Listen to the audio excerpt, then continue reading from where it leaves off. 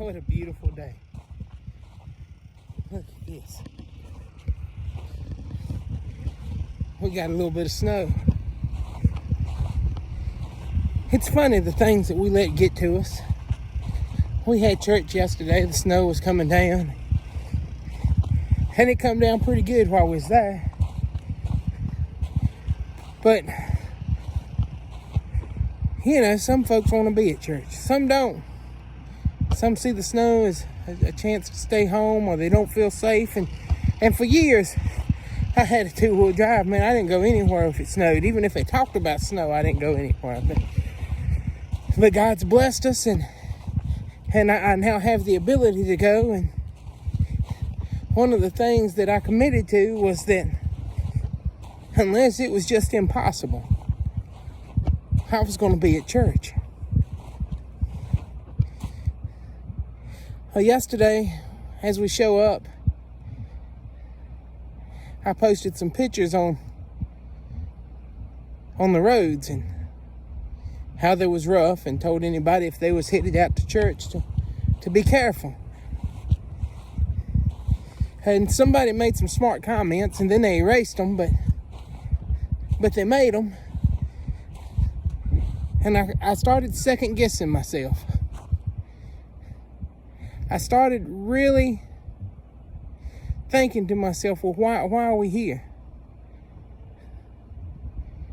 Doesn't matter. It's not effective. What's the point? I mean, it's a snowy day and everybody else is at home.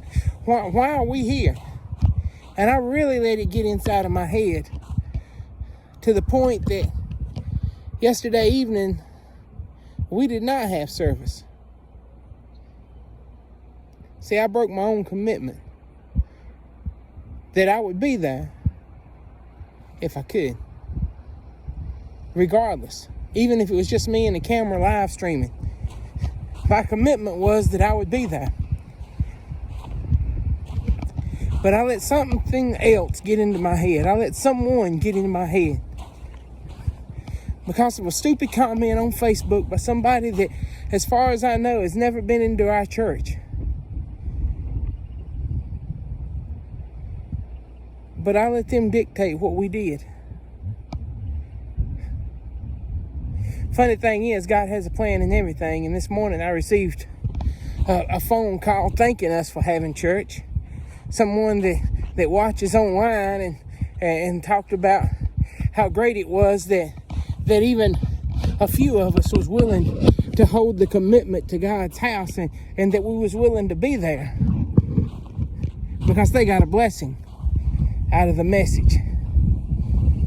But it reminds me how quickly we get deterred, how quickly we forget, how quickly we get led astray by somebody's random comments.